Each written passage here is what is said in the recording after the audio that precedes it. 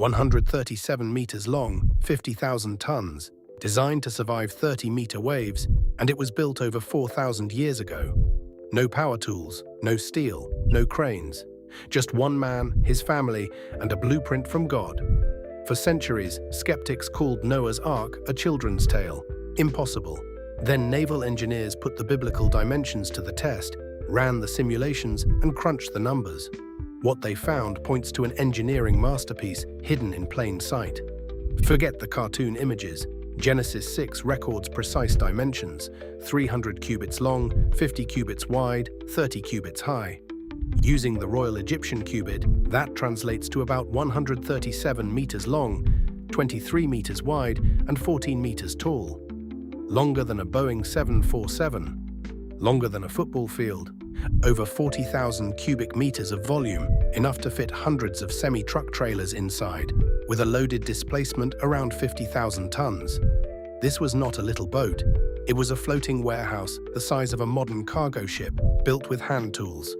Skeptics ask the basic question: would a wooden vessel that large flip over and sink in rough water? The key is in the ratio. 300 by 50 by 30 simplifies to a length-to-width ratio of 6:1. Make a ship too narrow, and it may be quick but unstable. Make it too wide, and it rides rough and tears itself apart. 6:1 sits in the sweet spot that balances stability, comfort, and structural integrity. Modern bulk carriers and supertankers use nearly the same proportions.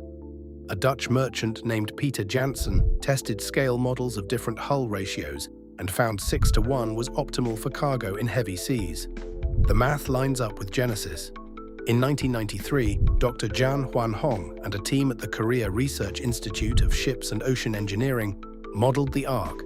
They built computer models, ran wave tank simulations, and compared the biblical dimensions against 12 alternative designs.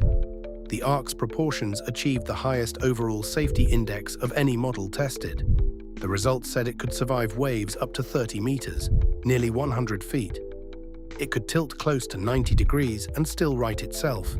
And every change away from the biblical dimensions made performance worse. Ratios alone do not float. Materials matter. Genesis 6:14 says to make the ark of gopher wood, a term that appears nowhere else in Scripture. Some connect gopher with cypress, a rot-resistant wood prized by Phoenician shipbuilders.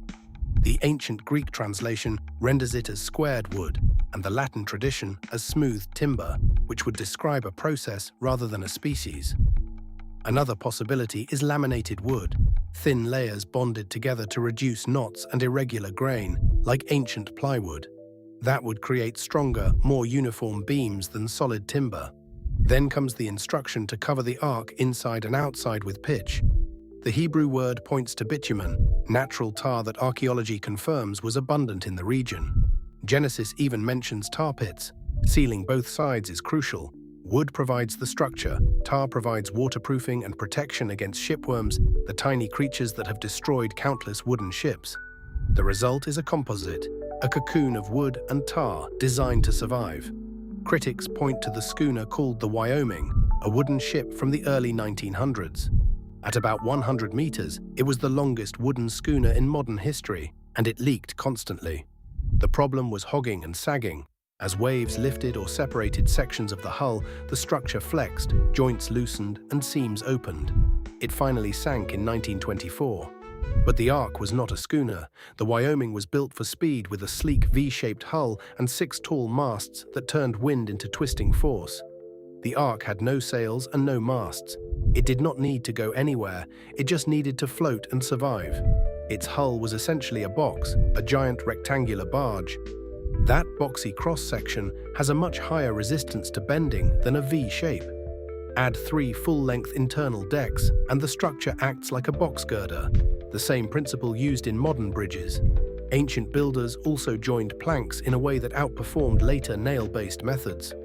Rather than frame-first construction with planks nailed to ribs, Mediterranean shipwrights used mortise and tenon joinery.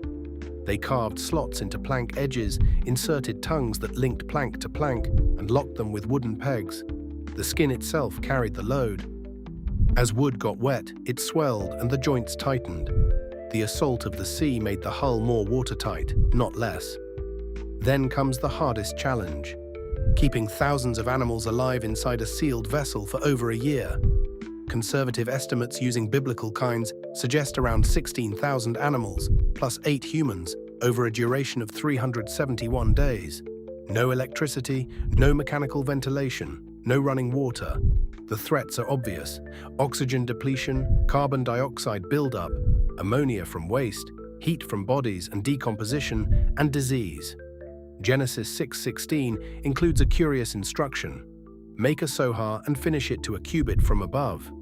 Most translations say window, but Hebrew already has a common word for a typical window. Sohar relates to brightness.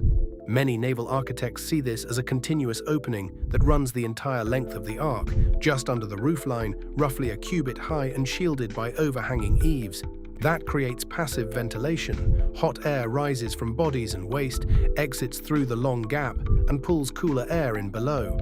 This is the stack effect, a no-power, no moving parts solution. Some researchers suggest an even more ingenious feature: a moon pool, a central shaft open to the sea below. As waves move the vessel, water in the shaft rises and falls like a piston. That motion pumps air through channels into the lower decks, exactly where it is needed most. It also calms the ride and provides a route to dispose of waste into the sea. In that picture, the ship breathes with the ocean that tries to destroy it. This was not a primitive world. Genesis notes that Tubal-Cain before Noah forged tools of bronze and iron. That means advanced metallurgy and sophisticated tools were available for a builder who worked for decades under ridicule, carving thousands of joints and driving tens of thousands of pegs until the last coat of pitch sealed the hull. Genesis 7:11 describes the fountains of the great deep bursting forth and the windows of heaven opening. Not just rain, but violent upheaval. Waves rising 10, 20, 30 meters. Yet inside that dark hull, 8 people and thousands of animals rode out the storm. The joints tightened, the ventilation flowed, the structure held. Centuries later, when Korean engineers modeled those same dimensions and tested alternatives, they found what Genesis had recorded: a design so precisely optimized that modern analysis had nothing to add. The blueprint was divine. The builder was human. Together they formed a covenant you could touch. Divine design, human dedication, unstoppable results. Which detail challenges your assumptions most? The 6:1 ratio, the Gopher wood puzzle, the pitch-sealed composite, the ancient joinery, or the breathing ship powered by the sea?